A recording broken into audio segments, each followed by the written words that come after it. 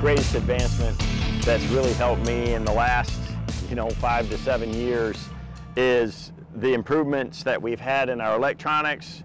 First off with side imaging, down imaging, now we have mega imaging.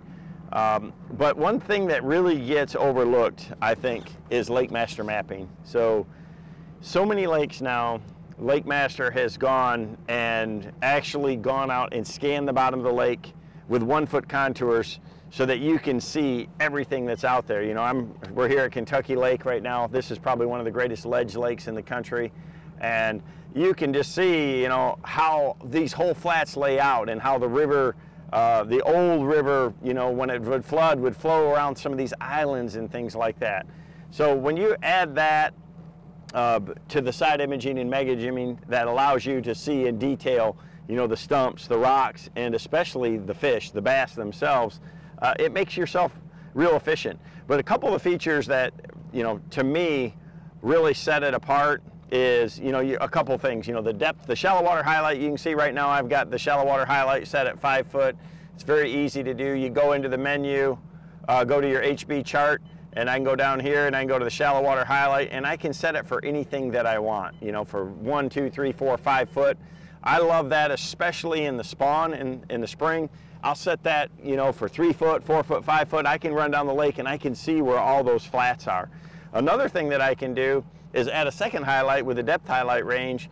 And I'll do that a lot. So much of what I do in fishing is focus on flats. So I can set that second depth highlight range to 10 feet and you can see that it turns everything green that's 10 feet or less. So, you can customize that to your exact depth.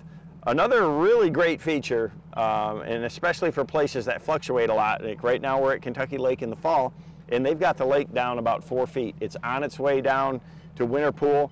So I can go to the water level offset and adjust that to whatever the depth is. Now you can go to the Corps website and see what the lake level is and set it that way, but what I really like to do is I want to go out on my graph and with my Lakemaster map, and I'll go out to a hump and go to the 10-foot contour line, zoom all the way in, and adjust it right to the 10 foot. So I know my map is specifically accurate to the water that I'm on at that given time. So it really, it really helps master that for me. And there's a lot of times when the fish will be in a precise depth zone. Again, a spring is one of those where you can really focus on that. If the lake's 2 foot high, you can adjust the map for that. If it's 5 foot high, 10 foot high, or low, a lot of western lakes really drop. A lot of, highland reservoirs in the center part of the country are the same way. They may be down 30 feet. So regardless of the depth at the time or the water level at the time, I can have a perfectly accurate map with this system. Another big thing with it is if the lake's not mapped, you can auto chart live too. You can actually go in and create your own map. A lot of the lakes in Michigan that I fish, a lot of these smaller lakes, you don't have that opportunity. So you can go and do the same thing and create your own personal map for it. So it gives you a ton of options. But Lakemaster HD maps, they expand them every year, and without a doubt, there's several tournaments. I won at Toledo Bend a couple of years ago when, without a doubt in the world, I would have never won that tournament because I wouldn't know. I could pull up and not even look at my depth finder and look at, where the channel would swing close to a hump, or, where a flat would taper off into the edge of a break. You can see these contour changes, and I could just pull up and throw that 10XD out there and catch them. And I won that tournament going away because I had that Lakemaster mapping. Earlier this year at Grand Lake, same thing. It's a springtime tournament, right during the tail end of the spawn, post-spawn.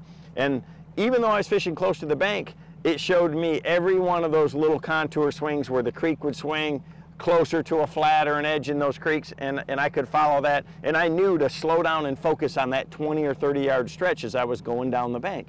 And that's how I won the tournament. So without that Lakemaster mapping, I wouldn't have been able to do that. You can't look at the shoreline and read it because these are actual scans of the bottom. So they're perfectly accurate. That's why I like to go in and make sure that my depth offset is exactly right, so I know that my map is precise to the lake that I'm fishing. So as you're out here, fishing and you're side imaging and that, a lot of people have questions about that. So one of the things that I like to do And I'm going right along the edge of the river channel here, and you can see off the edge, we're in Kentucky Lake, there's a lot of carp, there's clouds of bait and things out there. I can follow these ledges and get an idea for what I'm seeing. If there's anything here on the left is up here on top, to the right is off the edge of the channel, and you know, I can see if there's a school of bass. You'll see them actually white on the screen. You'll see the white dots. And so as I know, looking at the map, as I come to a point, and I'm going downriver right now, that, hey, I'm coming to this is something I want to follow. I can make a turn left, but the range that you have it set at has a big difference. So if you just go to the menu and go to your side imaging range, right now I've got mine set at 42 feet. One of the things that I like to do is, you know, get as detailed a picture as I can. And when I'm scanning for structure fish like this on Kentucky Lake, you don't want to look out 100 feet. Your picture, it's like shining a flashlight into the dark. The farther away it is, the harder it is to see something. The closer it is, the more detailed that image is going to be. And with the map, I know I can be right on these edges, and I can be right on it. So 30 or 40 feet is plenty to see. So in a situation like this, I'm going to, you know, zoom in, you know, these ranges, and I like, again, around that 40 foot mark, 50 foot at the most is perfect. Now up in the Great Lakes, I may be scanning a big flat up there looking for isolated rock piles or weed clumps, things like that. Then you can go out. I mean, with the mega imaging, you can go out to a much further range and see those larger, bigger objects, and especially on these flats where it's pretty barren, to be able to cover that water a lot quicker. So it's important to do that. And one of the best ways that I learned to be able to read this side imaging, down imaging, is to go and actually side image something that you can see exactly what it is. Go to the boat ramp with curbs, go by it and side image it, you know, at 40 feet, at a 60-foot range, and you can see that 8-inch curb that you're looking at on the shore exactly how it looks on the screen.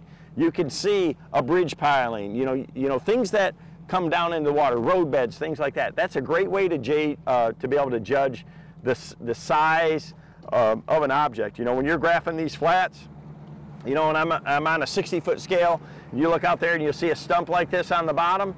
You know, it doesn't look like it's very much, but as you zoom in and go to a smaller scale, you'll realize that that's a much bigger stump, a more substantial stump than you thought. And you know, anytime I want to actually go and zoom in, I can just cursor over to that object and zoom in and blow it up. So there, what I thought was that, now I can see there's individual fish around it right there. You can see those white fish there. So it's very detailed, gives you a ton of information. You just got to understand how to interpret it. So I've spent hours and hours and hours out here graphing and looking at a lot of these things. And you know, these electronics are unbelievable tools. You just have to use them to maximize their efficiency. You know, the features are built into these units to really help me do that. Without a doubt, and I've said this 5 times in this video, without Lakemaster Mapping, you know, these last 4 or 5 years, I can credit several wins that I would have never had if I didn't have it, because you just physically can't take the time to see everything. And when I start to zoom out with that Lakemaster map, I can look at a whole flat and see how the whole area lays out. So you can see big picture, and then you can see things up close. I mean, if you look here, look at all these ditches to how they go through these flats and things like that. You can see the exact river channel. It's just a tremendous tool to get an overview of an area, and then to zoom in and get incredible detail, and then see that detail with your electronics. So, you know, Humminbird electronics for me are just such a tool that I cannot live without.